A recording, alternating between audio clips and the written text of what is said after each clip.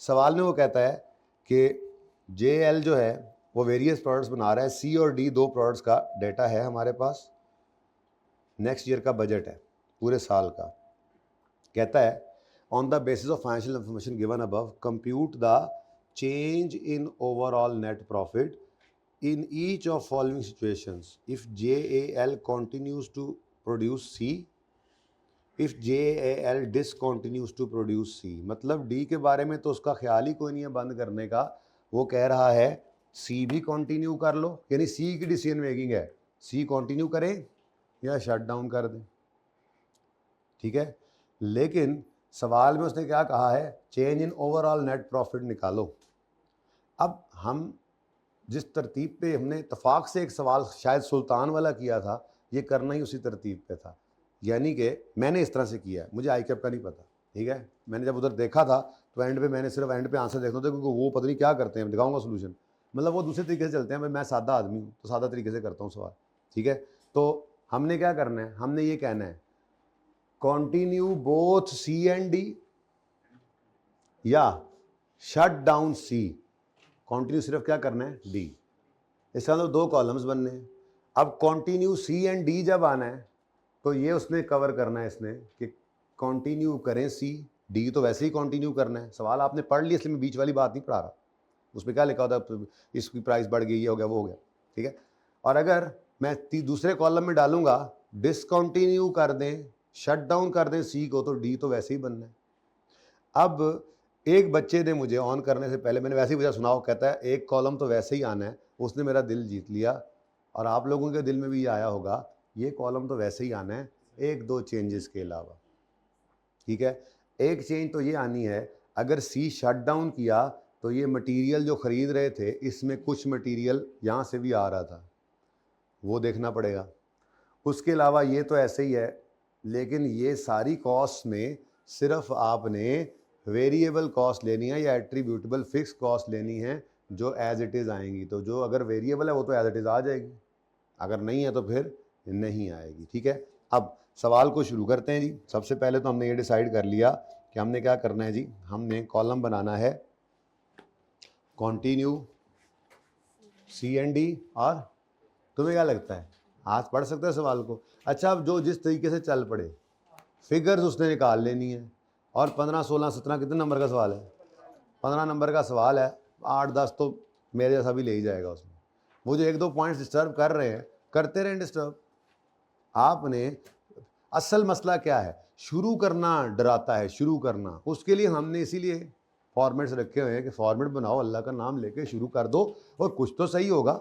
अब ये एंड पे रखा है सवाल आपने, आप इतना बड़ा पर्चा करके आ चुके हैं, आपने यहाँ पे बस एक्स्ट्रा टॉपिंग करनी है अपने पर्चे के ऊपर, तो दलेरी से लड़ रहे हैं आपने, चलते जाना है आपने, ठीक है। तो क्वेश्चन नंबर 7 है जी, अगली बार वालों के लिए तैयार कर रहा हूँ ये गोला 2025 JAL कॉन्टिन्यू शटडाउन का ये सवाल। तो हमने एवेल्यूएशन करनी है, तो पहले लिख ही लेता हूँ,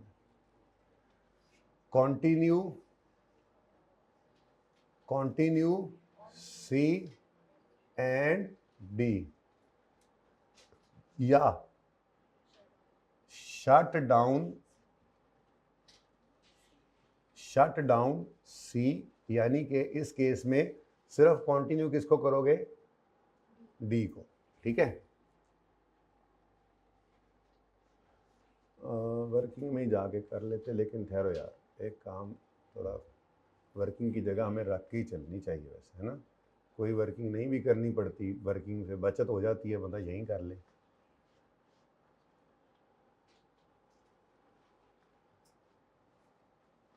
वह तरतीब ही ना खराब हो जाए आपको है ये कि अभी बताया ऐसे तो कर ऐसे दिया।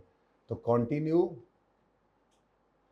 सी एंड डी,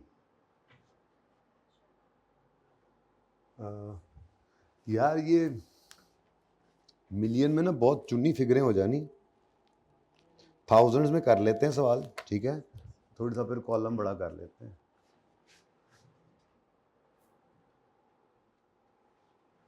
मिलियंस में बहुत बड़ी गेम है ऑलरेडी, थोड़ा सा और कर लो।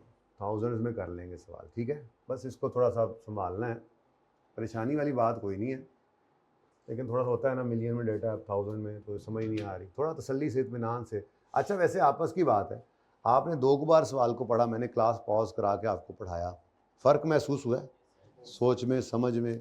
तो आपको बस ये समझने की ज़रूरत है कि मैं आपको फेल होने के तरीके यहाँ पर नहीं बताता, ठीक है। तो कहता हूँ 2 दफ़ा पढ़ो तो 2 दफ़ा पढ़ो कम अज़ कम। शट डाउन कर दें सी को, तो यानी कंटिन्यू करेंगे सिर्फ डी को। रुपीज़ इन थाउजेंड्स, यूनिट्स ज़रूरत पड़ने पे लिखते रहेंगे, सवाल में गिवन है, ज़रूरत नहीं है, कोई बात नहीं, क्योंकि यहाँ पर फिर यूनिट्स बनते हैं 3 लाख और 2 लाख, 5 लाख, तो फिर वो अलग अलग हैं दोनों ही, तो इसलिए कोई ज़रूरत नहीं है। जहाँ ज़रूरत पड़ेगी, कंटिन्यू शट डाउन की रिवीजन नहीं, आपने रिवीजन अभी अभी उठ के गए हैं पेन लेने, पक्की बात है? हाँ भला आपने सवाल तो पढ़ा है, बैठो बैठो बैठो यार, मार्कर्स पता नहीं मिक्स हो गए हैं मुझसे, ये क्या इधर पड़े। अच्छा जी, अब हमने रेलेवेंट बेनिफिट्स या रेलेवेंट इनकम्स क्या लेनी है, अब ज़रा सोच चलाओ अपनी, रेलेवेंट इनकम क्या होगी? हाँ जाहिर सी बात है, टोटल सेल रेवेन्यू, और क्या। अगर हम कंटिन्यू करेंगे तो सी और डी दोनों का रेवेन्यू आएगा, शट डाउन करेंगे तो सिर्फ डी का रेवेन्यू आएगा, ठीक है। तो टोटल सेल रेवेन्यू हमारी रेलेवेंट इनकम है, लेकिन एक छोटा सा मसला है, इधर तो माना 1000 ही आएगा सिर्फ, सॉरी ठहर जाना, 1 मिलियन लिखना है ना, 1000 तो उसने लिखा हुआ है मिलियंस में भाई, ये ठीक है, ये तो आना ही आना है, क्योंकि ये किसकी सेल्स हैं, और पूरे सवाल में कहीं पे डी की सेल को तो उसने नहीं छेड़ा। लो 1 नंबर आ गया मेरा, मतलब 1 या जो भी आधा या 0.5 या जिस तरतीब से उसे देना होगा हमें, वो खुद अब देखेगा कैसे नंबर देना है, सवाल तो हमने सही किया होगा। अच्छा खैर, अब इधर देखो, ये पॉइंट पढ़ो, कहता है बजट जब प्रिपेयर, ये क्या है, ये क्या है, ये क्या है, बजट नेक्स्ट ईयर। अब आपको पढ़ाने का फ़ायदा ये है कि मैं साथ साथ ही पढ़ता जाऊंगा, जो डेटा आएगा, सवाल आए, पॉइंट आएगा, वो करता जाऊंगा, ठीक है। वो कहता है नेक्स्ट ईयर बजट ये है जिसके अंदर सी में 50 मिलियन का प्रॉफिट नज़र आ रहा है। अब वह कहता है आगे से कि बजट प्रिपेयर करने के बाद एकदम से price of raw material used in C increased by, management believes that sale price cannot be increased by more than, इसका मतलब 5% इंक्रीज हो सकती है भाई। ये किसने निकाला था पॉइंट? गुड बच्चों, अगर सी कंटिन्यू होगा ना तो सेलिंग प्राइस 5% बढ़ सकती है, ठीक है। वैसे बाय द वे आप सेलिंग प्राइस पर यूनिट निकाल भी लें तो हर्ज नहीं है, वैसे सेल्स को भी अगर मिसाल के तौर पे यहाँ से सेलिंग प्राइस निकल सकती है, पर यूनिट कैसे निकलेगी? आप कहेंगे जी 12, अब मैं 1000 में चल रहा हूँ ना, बोलो, डिवाइड बाय 300 करना पड़ेगा, ठीक है। कितना आया? 4000। तो 4000 को 5% बढ़ाओ, 4000 को 5% बढ़ाओ, 4400 इंटू 3 लाख करो, 4200 इंटू 3 लाख करो, यूनिट्स तो उतने ही बिक जाएंगे ना। 1 टू 1260, 1260। अब ये 1260 ठीक है, मुझे ये चाहिए किसी जगह पे और, लेकिन ये 1260 क्या वैसे निकल सकता है? चेक कर लें, बोलो कैसे। अब ये मसला था, बात पूरी पढ़नी थी, छोटे छोटे मसाइल हैं, ठीक है, छोटे छोटे मसाइल हैं। क्या मसला है जी? वो कहता है कि the sale price of C cannot be increased by more than 5% as presently the market is experiencing surplus, therefore management considering to stop, ठीक है। पूरी कहानी करने के बाद यहाँ पे आके कहता है C is also used internally for production of D, और an alternative कहाँ से पढ़ाऊँ इन द बजट इंटरनल। मुझे ये बताओ कि जो सेलिंग प्राइस बढ़ानी है, क्या अपने आप को भी बढ़ाकर चार्ज करेंगे हम? ऐसी कोई बात नहीं होती। तो ये थोड़ा सा एक कैच था इसके अंदर, हाँ, कि मुझे सेलिंग प्राइस पर यूनिट निकालनी ज़रूरी थी। वैसे आगे ज़रूरत थी, आगे भी ज़रूरत थी, लेकिन यहाँ पे क्यों ज़रूरत थी, मुझे इन 3 लाख यूनिट्स में से देखना पड़ेगा डी के लिए। लिखा हुआ है, आपने सवाल पूरा पढ़ा, मैंने नहीं पढ़ा। हाँ, वो नॉर्मल सेलिंग प्राइस पे, इस सेलिंग प्राइस पे ऑलरेडी उनको हमने इसके ऊपर बेचा हुआ है, यानी इसकी सेल में ये फिगर मौजूद है, इसकी कॉस्ट में मौजूद है, बिल्कुल ठीक है। लेकिन किस प्राइस पे, नॉर्मल पे। Let it be there.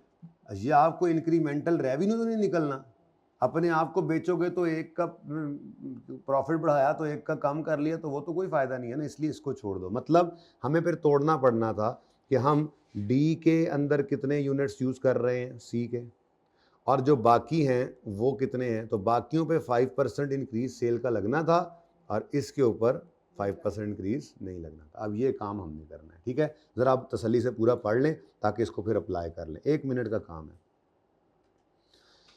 अच्छा, C is also used internally for production of D. 1 unit of C is consumed in producing 5 units of D. अगर D के 2 लाख यूनिट्स बने हैं तो एक C कितने D में यूज हो जाता है, बिसाइड अदर मटेरियल्स। कह रहा है बिसाइड अदर मटेरियल्स, ये देखो, बिसाइड अदर रॉ मटेरियल्स, यानी बहुत सारे मटेरियल मिलकर D बनता होगा ना, तो C भी D बनाने के लिए हम इस्तेमाल करते हैं।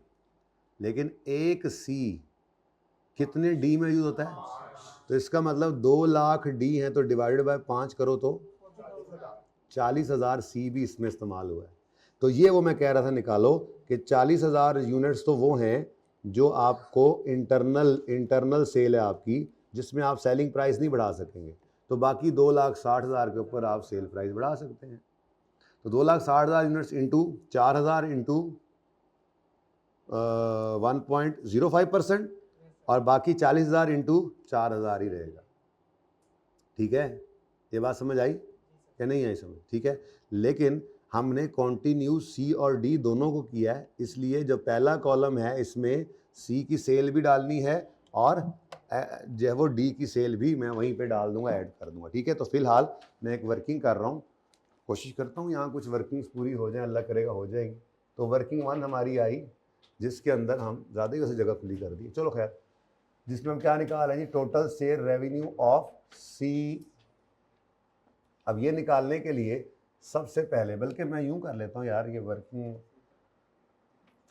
बल्कि ये काम करें, हेडिंग दे वर्किंग्स, ज़रा और आसान वर्किंग्स। और सबसे पहली वर्किंग जो मैं कर रहा हूं, वर्किंग 1, वो मैं कर रहा हूं selling price, normal selling price, normal भी लिख देता हूं, normal selling price per unit, किसका जी, C का। अब वो कैसे निकाला था अभी थोड़ी देर पहले, ₹1200 मिलियन, ₹1200 मिलियन डिवाइडेड बाय कितने यूनिट्स हैं, 300,000 यूनिट्स। तो यहाँ पर निकाल कर रख लो अपनी प्राइस, ₹4,000 पर यूनिट। तो ये जहाँ ज़रूरत पड़ेगी हम इसको वर्किंग 1 से उठा लेंगे, ठीक है, ज़रूरत पड़ भी रही है जगह जगह पे। अब मैं कह रहा हूँ बताओ टोटल सेल रेवेन्यू C का। अब तरतीब क्या चल रही है, समझ आ रही है ना।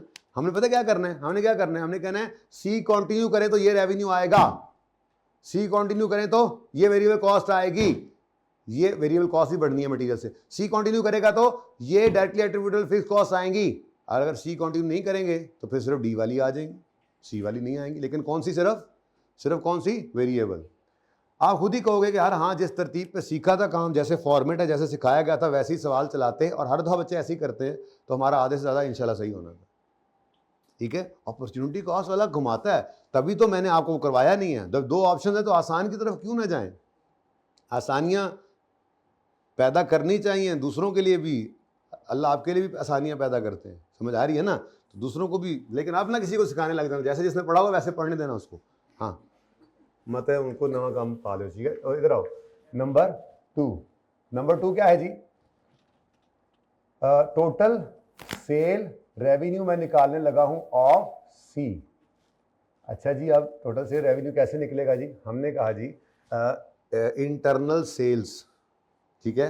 ये देखो ना, ये मैंने सारा कुछ यहीं पे ही कर लिया है, इंटरनल सेल्स जो हैं वो कितनी हैं, ये देखो 200,000 डिवाइड बाय 5 करेंगे, ब्रैकेट लगा देंगे, ये वो 40 आ गया। लिखना चाहो तो लिख भी लेना, कोई मसला नहीं, लिख लेना, कहीं काम आ जाता है। 40,000 यूनिट्स, ये कितने के बेचने हैं? नॉर्मल सेलिंग प्राइस, ना ना ना 400 के। और ये तो इंटरनल है ना बेटा जी, ये इंटरनल है, ठीक है। और जो बाकी के 1,60,000 बचेंगे वो 400 की बजाय 400 कितना आपने बोला था, 404 सॉरी 4,000 है, तो 4,000 की बजाय 4400 का बेच लोगे, ठीक है। वो 100 से निकल ही नहीं रहे, हम रिंग वाले सवाल से निकले ना। तो इधर देखो जी, इंटरनल सेल्स जो हैं, इधर देखना ज़रा 200,000 यूनिट्स डिवाइडेड बाय 5 किया हमने, तो हमारे पास क्या आ गया? 40,000, ठीक है। ये 40,000 यूनिट्स सी के जो हैं, ये हम बेचेंगे अपने ही दूसरे प्रोडक्ट के लिए, अपनी ही कंपनी को समझो, क्योंकि जाहिर है बाहर से भी तो खरीदना था। ये क्या लिखने लगा था यहाँ पे जी, ₹4,000 नॉर्मल सेलिंग प्राइस, नंबर 1 से आए। आंसर बताओ। 1,00,000। अच्छा, अब 1000 में ऊपर लिख दिया ना मैंने यहाँ पे, अब मुझे माफ कर दो, चलने दो, आपने लिखना है तो ऊपर लिख लो यहाँ पे ₹1000, ओके। हाँ जी, कितना? 1,00,000, ये 1000 में चल रहा है, ओके। सवाल मेरा किस में चलना है? अच्छा, उसके बाद जो बाकी सेल्स हैं उनको एक्सटर्नली सेल करते हैं ना हम, उन्हीं के बारे में कह रहे हैं कि 5% उसको बढ़ा सकते हैं, खुद को नहीं बढ़ा लेना, ठीक है। अब वो कितना है हम यहाँ पे कर लेंगे, चलो अच्छा ये लिख लिया। तो 200,000 माइनस 40,000 कितना बन गया, ये भी लिख लो। अच्छा सेल, सॉरी 300, वही 40,000 तो मिल गया ना। इसका आंसर क्या आ गया? ये 260,000 यूनिट्स जो हैं, इनको आपने अब बेचना है 4400 के हिसाब से, लेकिन 4400 सवाल में कहीं नहीं गिवन, आपने इसको वट एवर, 1 मिनट देखो तो सही यार, अब मुझे नहीं याद, ये लो 1.05। अब कैलकुलेटर से पूछ लो क्या है। 4200 नहीं है, पूरा जवाब दो अब। ये 4200 था, ठीक है, आपने खुद ही 4400 बोला था, मैं वही बोली जा रहा हूं, अब कर लो कैलकुलेटर। 5% जो बढ़ानी है वो मैंने लिख दिया, मैंने नहीं 4244 लिखना, मैंने 10,92,000 नहीं होगा। लो जी, ये किसकी सेल आ गई जी टोटल? अच्छा, लेकिन ये सिर्फ सी की है, कितना? 1,2। ये किसकी सेल है जी? सिर्फ। लेकिन पहला मेरा कॉलम कौन सा है? कॉन्टिन्यू सी एंड, इसका मतलब पहले कॉलम में 1,2,5,2,0,0,0। भाई बिल्कुल ये मैच नहीं करेगा सोल्यूशन स्टेप वाइज, लेकिन एंड पे आंसर मैच करेगा। हम अपनी तरतीब से सवाल कर रहे हैं, जहां समझना है मुझसे पूछ लेना। मैं कोई नई बात नहीं पढ़ा रहा माजरत के साथ, मुझसे नहीं पढ़ाई जाती। मैं हर आई कैप का हर शटडाउन वाला सवाल इसी तरह से ही होता है जैसे उसने इत्तफाक किया हुआ है, हमने तो कभी भी उसको नहीं देखा, ठीक है जी। वर्किंग 2 से ये आ गया, लेकिन ये सिर्फ सी है, डी एज इट इज बस ऐड कर दो, ताकि ये वर्किंग यहां पर शो कर दे आपको। यहां लिखा भी हुआ था, कितना आ गया जी? नहीं ना, 2 1 मैंने ऐड किया इसमें, देखे ना, आप ही ऐसे ना करें आप।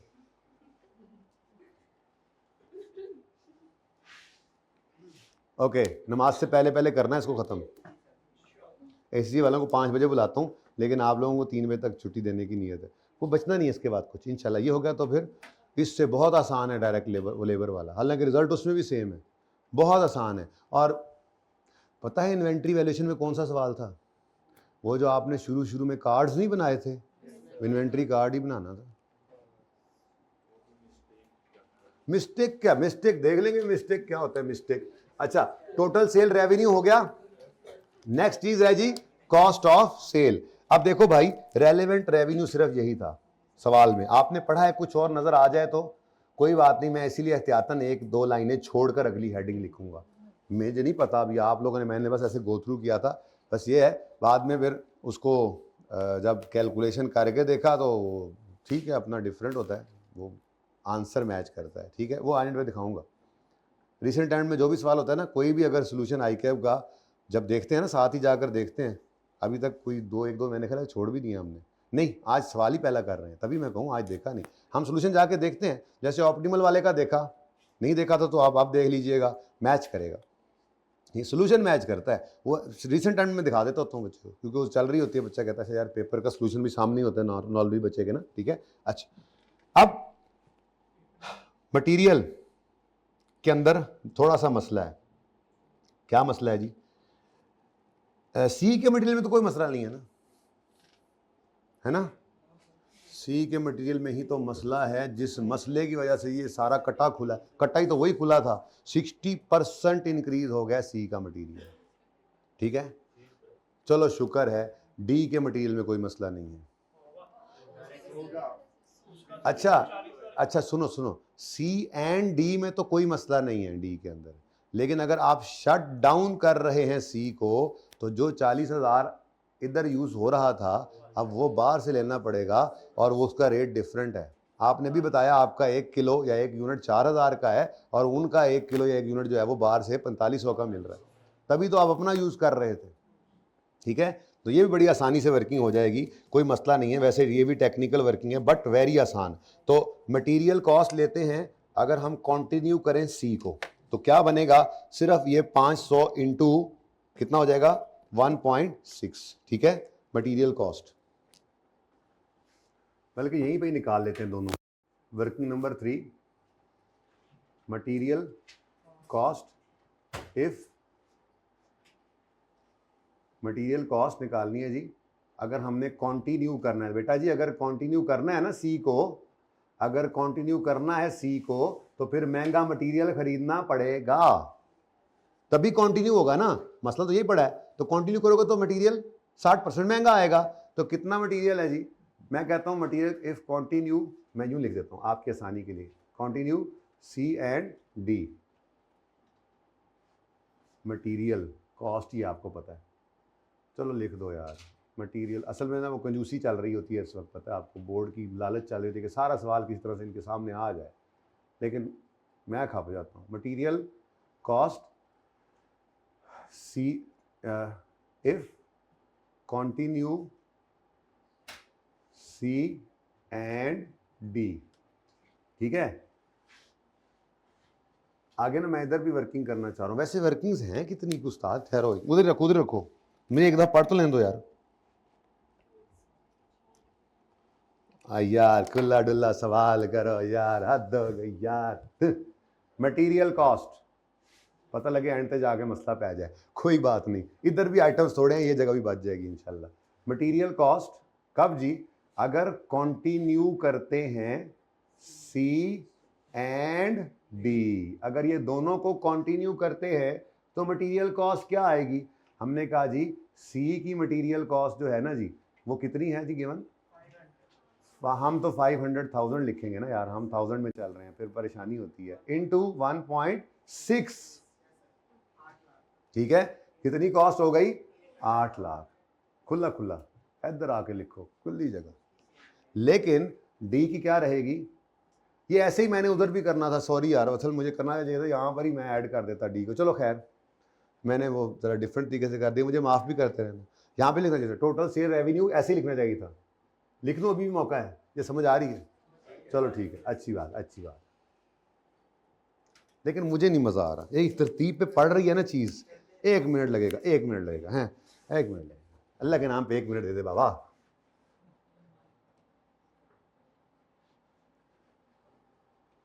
टोटल ये फिर नहीं ना करेंगे यहाँ पे, ये ऐसे कर देंगे, ऐसे, ये सारी जगह खाली फारिग हो गई, अभी अभी ये आमद हुई है। तो total sale revenue C and D, ऐसे चलते हैं अब, ये हमारा फॉर्मेट बन गया, ठीक है।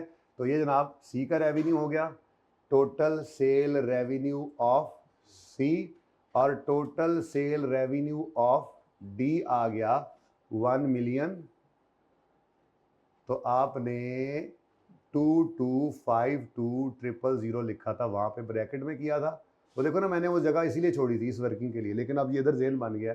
तो ये जनाब आपका टोटल सेल रेवेन्यू आ गया, वर्किंग नंबर 2 से देखकर। ठीक है, समझ आती है बात की। नेक्स्ट, उसके बाद हम बात कर रहे थे जी मटेरियल की, तो वही तरतीब। अब एक तरतीब पड़ जाती है ना बेटा, फिर वो बंदा उसी हिसाब से चलता जाता है, वो इजी होता है। इसलिए मैंने ये काम किया। माजरत आपको अगर तकलीफ हुई है, खान साहब को ज़्यादा हुई है।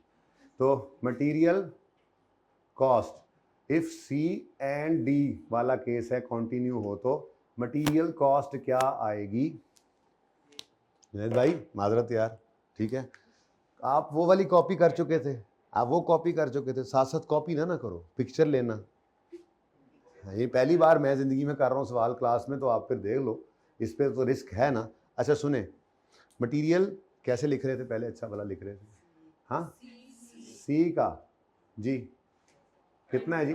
500,000 था इंटू 1/6, तो प्रोडक्ट सी का मटेरियल जो है वो 5 लाख का था, लेकिन इसी ने आकर मुसीबत डाली थी और ये 8 लाख पे आप बोल रहे थे चला गया।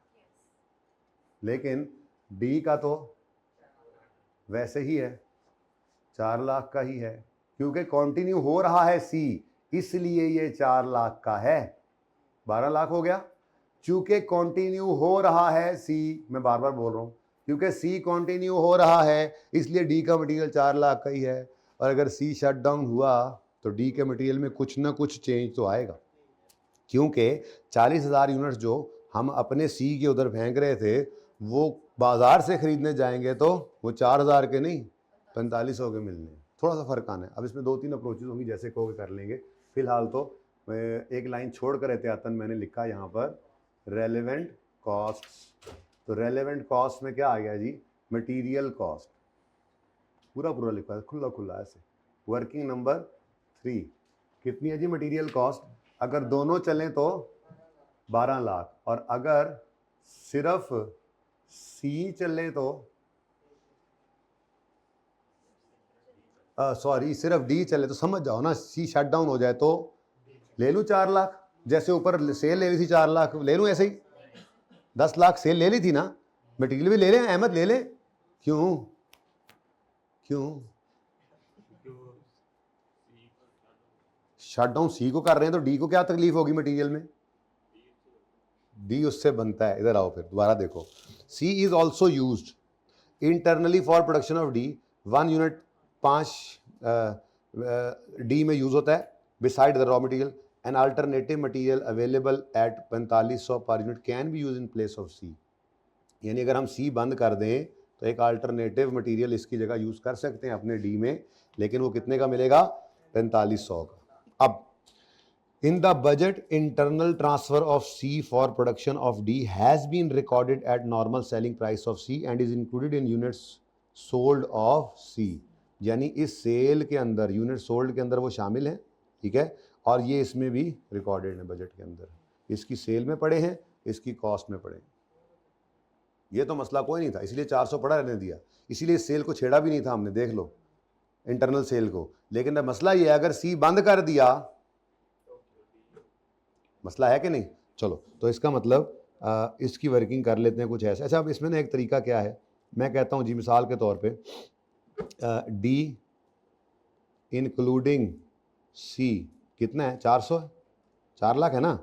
इसमें से पहले आप क्या कर दें, लेस कर दें 40,000 इंटू 4,000, और फिर ऐड कर दें 40,000 इंटू 4500।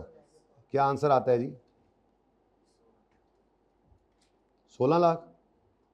1,60,000 होगा ना? 1,60,000 ऐड कितना कर दें? 1,80,000।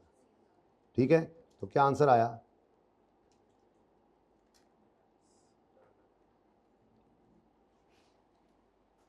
$4,20,000 आता है। सौ गए हो, 20,000 का फर्क है। अब मैं ये कहना चाह रहा हूँ कि क्यों ना हम सिर्फ इंक्रीमेंटल कॉस्ट ही डाल दें, ठीक है। इंक्रीमेंटल कॉस्ट कितनी है? ये 4,000 और ये 4,500। तो दोनों ऑप्शंस हैं, जो करना चाहे वो डी का मटेरियल ऐसे भी निकाल सकता है, आप कहेंगे तो मैं ऐसे भी निकाल दूंगा, या फिर इसका, बल्कि यूं ही कर लेते हैं यार, मुझे आसान लगा है। तुम यार इधर आओ,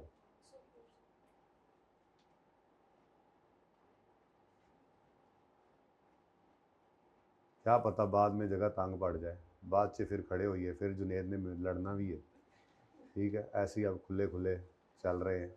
अच्छा जी सुने, अच्छा जी, बहुत सिंपल सी कैलकुलेशन है, इंक्रीमेंटल से भी कर सकते हैं और जैसे किया वैसे भी कर सकते हैं। क्या पसंद करेंगे? जैसे किया वैसे। फिर इंक्रीमेंटल वाला आप साइड पे नोट कर लें, ये काम ऐसे भी हो सकता था कि ये तो अब मैंने कर ही देना है वहाँ पे, हम यहाँ पे यूँ कर देते हैं जी, ऐड कर दें इंक्रीमेंटल कॉस्ट सिर्फ, तो 40,000 यूनिट्स हैं, 500 रुपये का एडिशनल खर्चा आना है, 20,000 ऐड कर दो। तो ये आप फिर साइड पे नोट कर लो, कोई कहे इस तरह से करना है तो कर लेना, करना चाहे तो कर ले, ठीक है। अब मैं यहाँ पे ये कर देता हूँ, नंबर 4 है मटेरियल कॉस्ट ओनली डी अगर चले था, शट डाउन हो जाए तो हाँ, सी अगर शट डाउन हो जाए तो हाँ। अब पहले हम क्या करेंगे, पहले हम कहेंगे डी एक्स इंक्लूडिंग सी, कितना गिवन था सवाल में, 4 लाख। हमने कहा इसमें से ना निकाल दो सी की कॉस्ट जो थी, वो कैसे निकलेगी, वो हमने कहा जी वो कहीं 40,000 यूनिट्स हमने निकाले थे, नहीं ना निकाले, कहाँ निकाले, ये निकाले, शुक्र है निकाले थे। अब वर्किंग 2 का रेफरेंस दे दूंगा ना मैं, दोबारा नहीं करना पड़ेगा। तो मैंने यहाँ पर लिखा 40,000 वर्किंग 2, जाके देखो वहाँ पे पड़ा है भाई, इनटू ये हमने नॉर्मल सेलिंग प्राइस पे रखा हुआ था, यानी 4,000 पे वर्किंग नंबर 1, ऐसे रेफरेंसिंग हो जाती है ना, ठीक है, सही है। अच्छा, उसके बाद ये कितना माइनस कर दिया हमने जी, कितना माइनस हो गया, 1,60,000। अब ये माइनस होने के बाद अब जो मटेरियल पड़ा है उसमें सी नहीं है, यानी कि जितना वो सी इस्तेमाल होना था अब वो तो हो नहीं रहा, शट डाउन कर दिया हमने, तो वो इसमें से कॉस्ट निकल गई। लेकिन अब डी बनाने के लिए जो अल्टरनेटिव लाना है उसकी तो कॉस्ट बढ़नी है। यही 40,000 यूनिट्स अगर बाहर से खरीदोगे, तो बाहर से खरीदोगे अल्टरनेटिव को, तो वो 40,000 इंटू रुपीज़ 4,000 का नहीं मिलना, बल्कि वो 4500 का मिलेगा। अब वो 4500 भी सवाल में गिवन था, आई थिंक ऐसा ही है, तो ये भी आ गया। लो जी, तो आप जिसका जैसे दिल करे वैसे कर लें सवाल जी। 1,80,000, तो ये 4,20,000। तो ये एक कैच था थोड़ा सा इस सवाल में, ये एक मुश्किल, शायद मुश्किल, इतना मुश्किल तो नहीं है, आप ऐसे ही सोच रहे थे कुछ जब सवाल पढ़ा था, तो ऐसे कुछ थोड़ा बहुत सोचा था, क्योंकि देखो 2-4 मिनट में पढ़ने से तो सोच इतनी नहीं आती, वो तो करने बैठो तो फिर उसे जिसमें मतलब बार बार पढ़ रहा होता है तो यहाँ तक पहुँचते हैं। लेकिन कुछ सोच आई थी कि ऐसा कुछ करना पड़ेगा थोड़ा बहुत। अच्छा चलो कोई बात नहीं, आने लग जाएंगी सोचें भी। वर्किंग नंबर 4 क्या है जी, ₹1000 में चल रहा है ना, 4 लाख, आपका अपना नंबर आ गया 420। 15 मिनट से रिक्वायरमेंट पढ़नी है फर्स्ट टाइम, और फिर कोई एक सवाल पकड़ लेना है छोटा मोटा आसान जो लगे। इधर ले आओ भाई।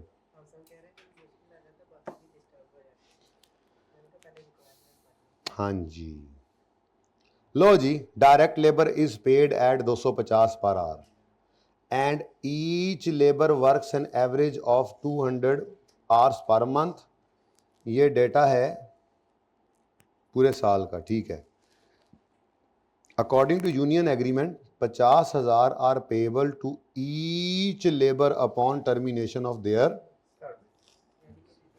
एक बंदा निकालना पड़ा तो शट डाउन करने केस में उसने आखिर में एक लाइन भी लिखी हुई थी, अज्यूम ये करो डायरेक्ट लेबर हो या लेबर सुपरवाइज़र हो, वो कहीं और इस्तेमाल नहीं हो सकते इस कंपनी के अंदर, यानी उनको फारिग ही करना है। अगर सी बंद हो गया तो ये फारिग ही है, ठीक है। तो इसका मतलब उनको रिडेंडेंट करने की रिडेंडेंसी कॉस्ट आनी है, तो ये बाद में देखेंगे। वैसे किसी ने नंबर ऑफ वर्कर्स निकाले सवाल पढ़ते हुए? गुड गुड, कितने निकले थे? 500, बिल्कुल सही। कैसे निकले अब ये देखो, वो कहता है नंबर ऑफ वर्कर्स बहुत आसान था। देखो लेबर की कॉस्ट कितनी आ रही है, 300 मिलियन, और वो कह रहा है कि 1 घंटे का इनको कितना मिलता है। तो जब हमने ये काम किया तो कहाँ पे करें, ये लिखा हुआ यहाँ पे बड़ा गांधा पड़ जाना, यहाँ करते हैं। इधर देखो, तो ₹300 मिलियन को आपने जब डिवाइड किया, 300 मिलियन पूरा डिवाइड कर दो ना, अगर मसला आ रहा है तो वर्किंग करते हैं 250 से। यहाँ से क्या आया, 12 लाख। ये क्या है अब, 12 लाख घंटे हैं, 1.2 मिलियन आवर्स, ये लेबर आवर्स आ गए टोटल। ठीक है, अब इसको डिवाइड कर दें, एक बंदे ने एक साल में कितने घंटे काम किया, वो कहाँ लिखा हुआ था? जी हाँ, उसने कहा था ऑन एवरेज 200 घंटे एक महीने में एक बंदा काम करता है। तो इसका मतलब ये हुआ कि 200 इंटू 12 करेंगे तो 2400 घंटे आ जाएंगे। तो यहाँ से भाई 500 वर्कर्स मौजूद हैं। ये क्यों निकालने पड़े हमें, मुसीबत क्यों पड़ी है? उस जालिम ने टर्मिनेशन पेनल्टी पर वर्कर दे दी थी। एक वर्कर को फारिग करना है तो 50,000 देना है, तो 500 वर्कर्स को फारिग करना है तो। अच्छा, अब अगली बात सुनो, ये लेबर कॉस्ट जो है इसके बारे में क्या ख्याल है? ये लेबर कॉस्ट सी और डी कंटिन्यू करें तो कोई चेंज हो रही है? अगर सी और डी कंटिन्यू करें तो ये लेबर कॉस्ट यही रहेगी। सी और डी कंटिन्यू करें तो लेबर कॉस्ट सेम रहेगी। बोलो कितनी आएगी? 570। और अगर सी को डिसकंटिन्यू करेंगे तो ये 300 नहीं आएगा, सिर्फ 270 आएगा। ऐसा ही है, लेकिन इस वजह से एक टर्मिनेशन पेनल्टी आ गई। खत्म कहानी। ये सवाल है, लेकिन अप्रोच अपनी काम आई। पता नहीं आएगा कोई सोल्यूशन, एक बार देख लेना अगर दिल करे तो। मुझे नहीं मसला, मुझे कोई मसला नहीं। तो डायरेक्ट लेबर की बात हो रही है जी। डायरेक्ट लेबर में कोई वर्किंग खास नहीं है, इसलिए मैं यहीं पे कर देता हूँ ये डायरेक्ट लेबर। इधर देखो बच्चों, डायरेक्ट लेबर सी की कितनी है? सी की कितनी है डायरेक्ट लेबर? 3 लाख। और डी की कितनी है? 2,70,000। तो ये टोटल कितना बना? अगर सी और डी दोनों चले तो ये आएगी लेबर कॉस्ट, और अगर सिर्फ सी चले तो ये आएगी लेबर कॉस्ट। लेकिन इस केस के अंदर एक चीज और निकालनी पड़ जानी, पेनल्टी। तो सीधा रखें भाई, जिंदगी सादी रखें, क्या मसला है? सीधी सीधी बात करो ना। अब कोई यहां पर कट्टी फिगर निकालने बैठ जाएगा, क्या कट्टी फिगर निकालनी है? दो स्टेप्स में कर लो। ठीक है, अब उसने आखिरी लाइन अभी तो पढ़ाई है,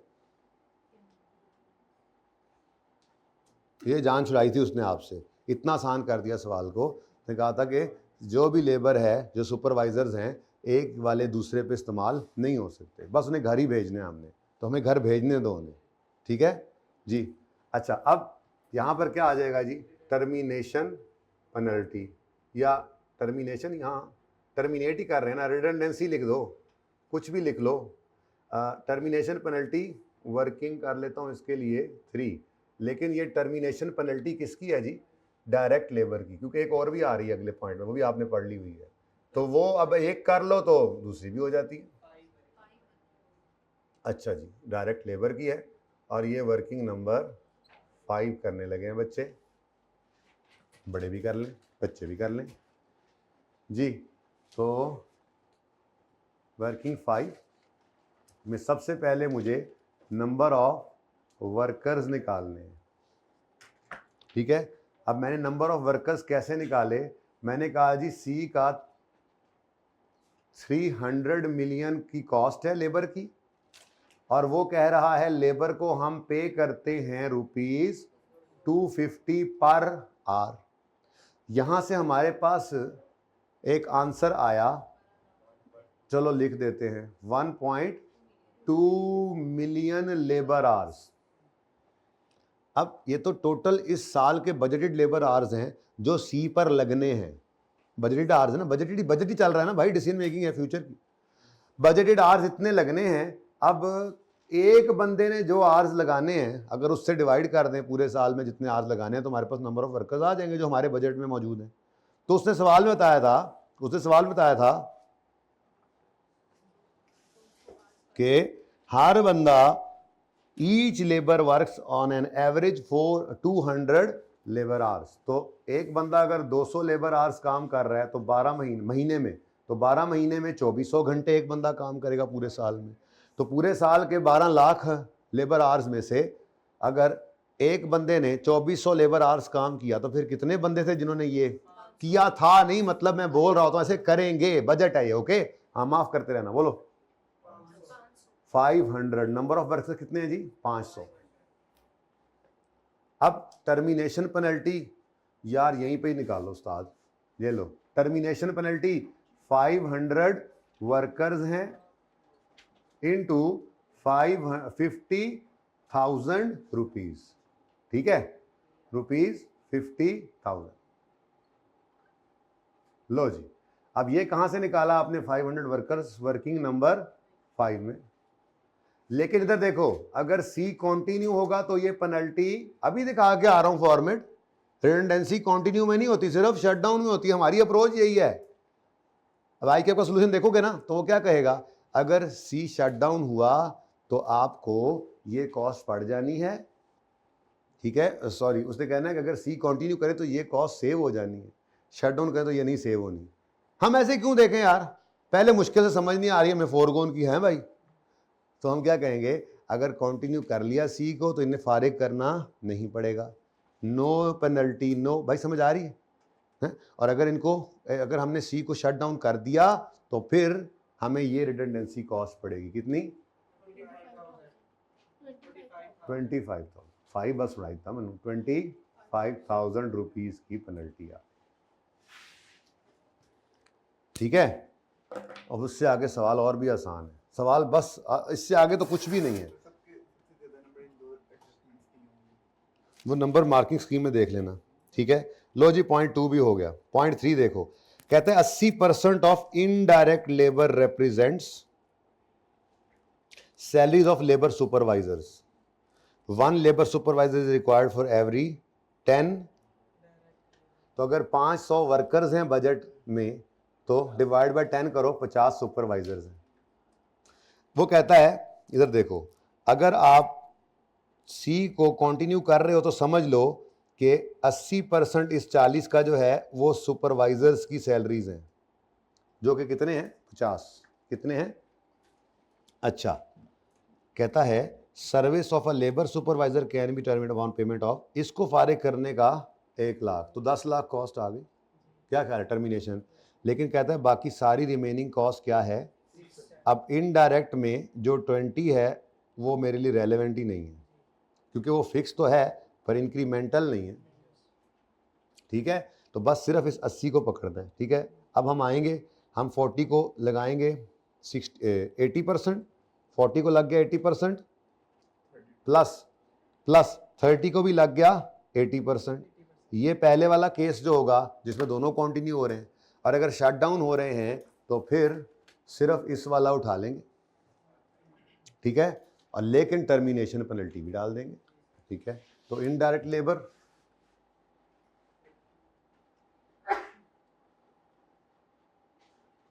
लेबर मैं अगर यूं कर दूं, आपकी इजाजत हो तो, ये देखो जरा, 40,000 है, 40,000 प्लस 30,000 इंटू 80%। हाँ 80 श्योर, वेरिएबल 80 है, बाकी फिक्स है ना। ठीक है, तो ये वेरिएबल कॉस्ट हमारी क्या होती है? रेलेवेंट। तो अगर हम कंटिन्यू करें, देखो जिंदगी आसान है बेटा, कंटिन्यू करें तो इसका 80% कितना? 56,000 कॉस्ट आएगी। और अगर हम शट डाउन करेंगे तो फिर सिर्फ 30,000 का 80% आएगा। शुक्र है जगह छोड़ी थी भाई, बहुत सारा। हाँ 80 जी, कितना? हाँ 44 कैसे हो सकता है ये? अच्छा, मैं भी कमा यार, मतलब हद होगी यार, वैसे ज्यादा है तो। हाँ जी सही है, कंटिन्यू करो तो ये सुपरवाइजर्स को पैसे देने पड़ेंगे, सी और डी वाले दोनों। शट डाउन करें तो सिर्फ ये देने पड़ेंगे, सी वालों को पैसे ये वाले नहीं देने पड़ेंगे, लेकिन घर भेजने का खर्चा आएगा। खर्चा कितना आएगा? टर्मिनेशन पेनल्टी है। अब आप कहोगे यार इस सवाल में क्या निकला क्या है? अच्छा, आप में से बहुत सारे बच्चे, मुझे बड़ी उम्मीद है अल्लाह की राह से कि कम से कम सोच इस तरह से ज़रूर रहे थे। अब 3-4 मिनट आपको दिए थे पढ़ने में, तो 10 मिनट भी पढ़ते रहो तो मसला कोई नहीं था, क्योंकि जब होने पे आना था तो इसने 5 मिनट में होना था। मकसद है कि आपको कई बच्चे ऐसे सोच ज़रूर रहे होंगे, क्योंकि ये सुल्तान से भी मिलता जुलता सवाल था। हमने उसमें भी आई के अपने पता नहीं क्या किया था, हमने अपनी तरतीब पे रखा था सवाल को। हमने कहा था सबको कंटिन्यू कर लो या एक को निकाल दो। यहाँ पे भी वैसे ही किया। ठीक है, तो बोलो जी, टर्मिनेशन पेनल्टी कैसे निकालेंगे? इधर देखो, 500 वर्कर्स थे। कहां से मिला ये 500? रेफर कर दो ना फिर। 500 वर्किंग 5 वाला मैंने उठाया है। ठीक है, इसको डिवाइड करो 10 से, तो क्या आता है जी? जो भी आता है, मेरे ख्याल में उसकी मुझे फिर जरूरत तो है कोई नहीं। इसको ₹100,000 से मल्टीप्लाई करो तो कोई टर्मिनेशन पेनल्टी नहीं, और 5,000 की टर्मिनेशन पेनल्टी इधर आ जाए। अब रह गए था ये फ्यूल, पावर, रिपेयर, और ऊपर एक रह गया था। तो फ्यूल एंड पावर के बारे में कहता है 90% वेरिएबल है, मतलब 10% फिक्स्ड है। तो फ्यूल एंड पावर 50 + 40। असल में अप्रोच इजी है बेटा, सवाल इजी नहीं था। आप सोल्यूशन देखें, आप उस रिजल्ट का कोई मसला नहीं है, उस रिजल्ट का ऐसा ही होना बनता था। जब ये सेविंग लेनी पड़ती है, ये मसले आते हैं। ठीक है, लेकिन एक अच्छी बात जो थी अहमद ने आइडेंटिफाई की कि अगर वो ये कह देता ना कि बी में भी यूज़ हो सकती है लेबर, तो फिर थोड़ा और टेक्निकल हो जाता। लेकिन उस जैसे सवाल हमने किए हुए हैं, ये उन जैसा था ही नहीं। 1-2 सवाल मुश्किल थे, बाकी तो फिर वो पहले वाले ही मुश्किल लगे थे। फिर वैसे ही जिम्बाब्वे आई थिंक सबसे मुश्किल था, लेकिन उसके बाद फिर चीज़ें वैसे ही ट्रैक पे पड़ गई, क्योंकि उसके बाद बंदा कहता है अब इससे भी मुश्किल कुछ हो सकता है, होता नहीं है, उससे आसान निकल आता है फिर है जी। फ्यूल एंड पावर है जी, दोनों का बताओ कितना है? 50 + 40, इसका 90%, 81,000 कॉस्ट आएगी अगर सी और डी दोनों चलें, और अगर सिर्फ डी चले तो 40 का 90% कॉस्ट आएगी। अब इसमें मसला ही कोई नहीं था ना, मसला तो सिर्फ उस मटेरियल में था कि जब सी बंद करते थे तो इसके मटेरियल में मसला आ रहा था, या सी कंटिन्यू करें तो उसके, तो ये था बस। उसके बाद रेलेवेंट कॉस्टिंग प्रिंसिपल्स थे। चूंकि हमारी तरतीब सीधी थी तो ज़िंदगी आसान होगी हमारी। सीधी तरतीब, आधे नंबर तो मिल ही जाते हैं, और थोड़ा आसान सवाल हो जाए तो ज़्यादा भी मिल जाते हैं। ठीक है जी, उसके बाद कौन सा है? रिपेयर एंड मेंटेनेंस ना 2 तरह से था, तो यूँ कर लेते हैं, रिपेयर एंड मेंटेनेंस। मशीनों वाला तो होता ही वेरिएबल है ना जी। मशीन जितनी ज़्यादा चलती है, बारिश जितनी ज़्यादा होती है, पानी उतना ज़्यादा, मशीन जितनी ज़्यादा चलती है उतनी ज़्यादा रिपेयर करनी पड़ती है। ठीक है, तो रिपेयर एंड मेंटेनेंस मशीनरी की, वो कहता है जी पहली बात है कितनी? 20 + 10 30, ऐसा ही है। अब वो कहता है 60% तो है ही मशीनों से रिलेट कर रही, तो कितना जी? 20 + 10, 20 + 10 का 60%। मशवरा है, चलो खैर 60% जी 18,000। ठीक है जी, और उसके बाद मैं अलग ही रखूँगा ना यार, मैं इतना फ्री फ्लोइंग सवाल है, ऐसे ही इसमें आके मैं इकट्ठा कर दूँ। ठीक जा रहा है, जाने दो जी। और बाकी सिर्फ 10 का 60% जो है वो। उसके बाद रिपेयर एंड मेंटेनेंस, कुछ बच्चों ने मुझे कहा है सुबह पेपर करवा दें आई कैप से कह के, CMA का कर लेंगे हम इंशाल्लाह। बस ये कॉन्फिडेंस चाहिए होता है बेटा, कोई बेवकूफ़ नहीं थे, वो पढ़ने वाले बच्चे थे। हाँ, ये कर लो, यकीन मानो आप पास कर दोगे। अभी अगर कल ले लें तो सारा रिवाइज कराया, ऐसे होगा पास। लेकिन बीच में आपने पढ़ना नहीं है महीना, मैं कुछ कह नहीं सकता। अच्छा अभी तो देखो 20 + 10, इसका पहले लो, एक मिनट, नहीं, रिमेनिंग है कितना? 10, उसका कितने गया, उसका 30 फिक्स है। अच्छा यानी कि पहले कर लें, एक मिनट वही कह रहा हूं, एक मिनट फिर आ जाओ। 60% वो पता नहीं ये 90 ये पकड़ लिया था, 60% चला गया, बाकी बचा 40 का 70 हमें चाहिए, 30 नहीं चाहिए। तो इसका 40 किया, उसका 70 कर लो जी।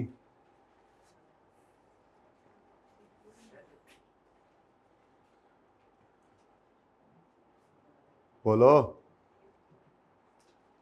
30 का 40% कर लो, कैलकुलेशन की हो गया जे 8400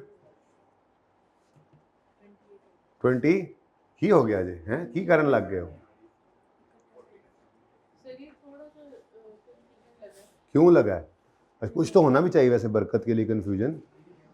तो 14% बच्चे पास हुए ने सिर्फ पाकिस्तान से, हद हो गई, थोड़ा जा तो होना ही चाहिए बेटा जी।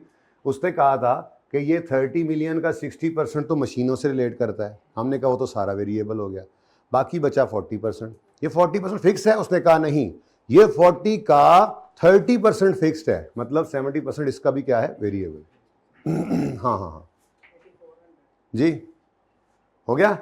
अब रह गया है एक, ये मैंने सुबह जब जल्दी जल्दी कैलकुलेशन ऐसे कर रहा था ना, मैं इस सवाल को देख के, जब मैंने वो टोटल मैच करना था कि यार बच्चों से, वैसे तो मेरा दिल होता है क्लास में सवाल करें, बस वहीं पे जो वर्किंग हो उसमें जो क्लास को सवाल कराते हुए सवाल समझ में आता है ना, मुझे भी वो वैसे मुझे कभी भी नहीं आता। लेकिन मैं जब देख भी रहा था ना, तो चूँकि यहाँ पे पहुँचा और ऊपर गुजर गया था, तो एडमिन को पढ़ के आया था फिक्स है, ये मिस कर गया।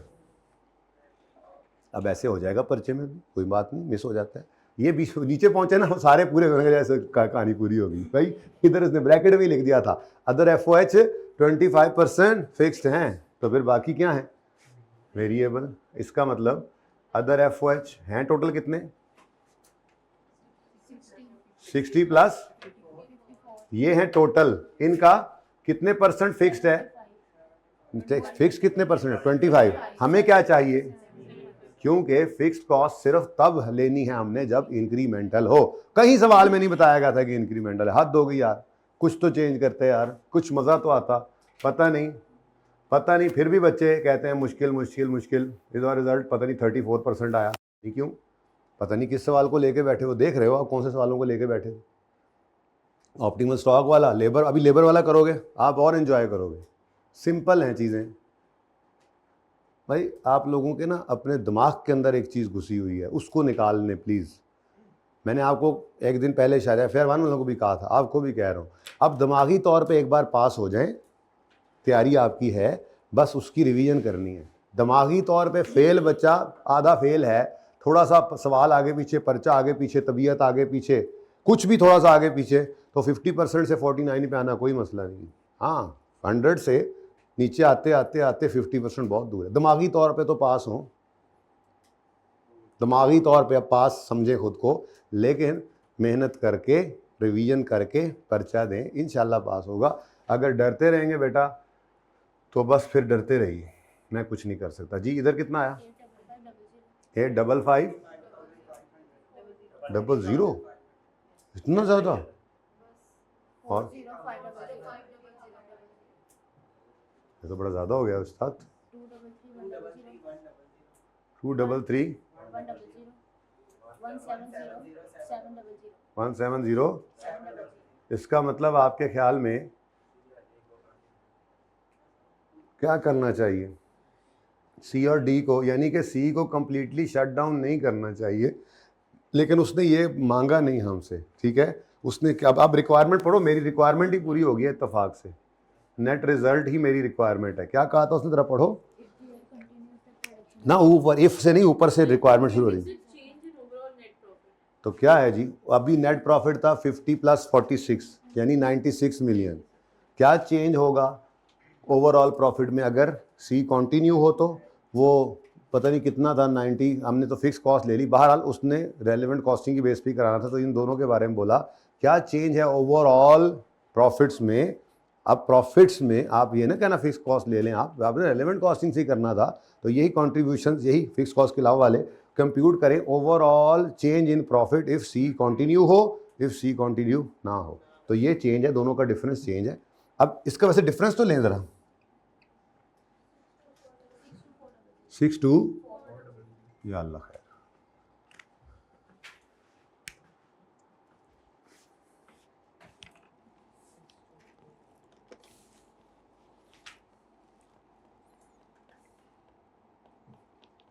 अब ये देखो जी, ये इन्होंने निकाला है, अगर JL कंटिन्यू करता है C को -5/248 है, JL डिसकंटिन्यू करता है C को तो नेगेटिव, तो मतलब इनका भी डिसीजन वही है क्या कि कंटिन्यू करोगे तो कम लॉस है, डिसकंटिन्यू करोगे तो ज़्यादा लॉस है। लेकिन आप इन दोनों फिगर्स का डिफरेंस लें,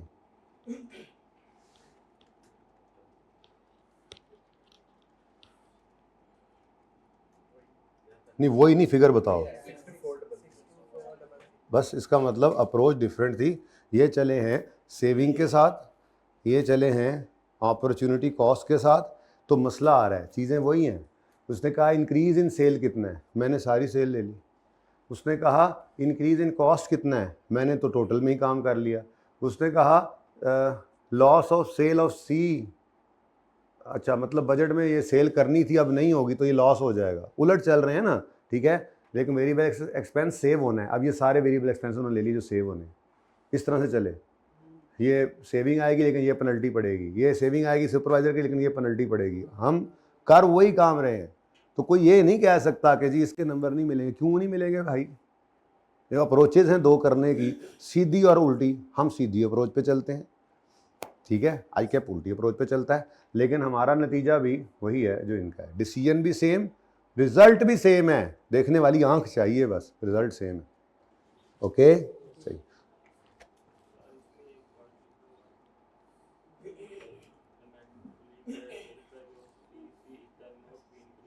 जी जी जी, वो ये कह रहा है 5% से ज़्यादा नहीं बढ़ा सकते क्योंकि अब कंपटीशन बढ़ा है, 5% ही बढ़ा सकते हैं। तो वो बढ़ा के भी हमने ले लिया, ये 5% ही तो बढ़ाया सेल को, कितने गई ये, सिर्फ यही बढ़ा सकते, इससे ऊपर नहीं बढ़ा सकते। वरना इससे ऊपर बढ़ाते तो हो सकता है डिस्कंटिन्यू का ख्याल ही ना आता।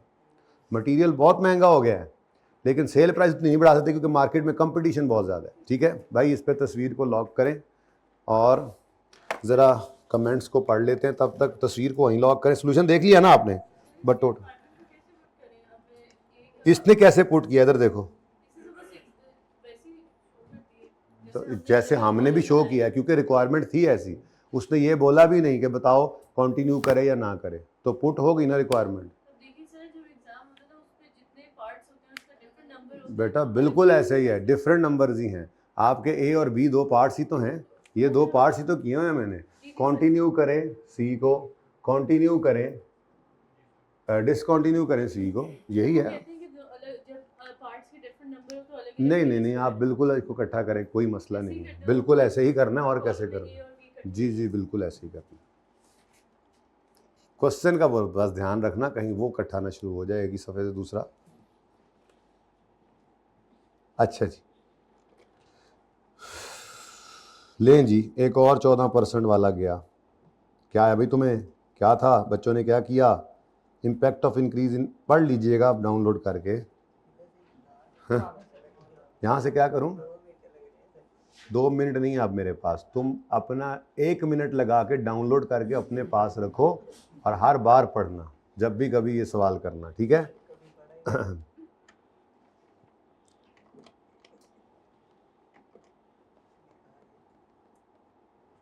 Impact of increase in share price of C was taken for those units as well that were used as answer of to part B of this question was mistakenly combined with part A incorporating effect of cost changes relevant to। बच्चे शायद वो combine कर गए थे, यानी कि पता नहीं क्या किया था उन्होंने, ये पता मुझे भी समझ नहीं आ रहा क्या किया। फिर following are not taken into account while calculating savings, value of C included in, मतलब उसने सेविंग ली है, हमने एक्सपेंस लिया, पर हमने ये काम कर लिया था। फिर कॉस्ट ऑफ अल्टरनेट, ये हमने यही तो किया है, एक ऐड एक लेस इंक्रीमेंटल वाला भी कराया था, ठीक है। लेबर के number of labour incorrectly calculated किए। Cost of terminating single labour was use instead of total, एक बंदे का 50,000 ही लेकर माशाल्लाह डिसीजन कर रहा है, वो तो एक का 50। और similar error was made for supervisor, उसमें भी यही चवल वजी। Either entire cost of fuel power, repair maintenance, other factor what consider as saving और amount calculated as saving was inaccurate.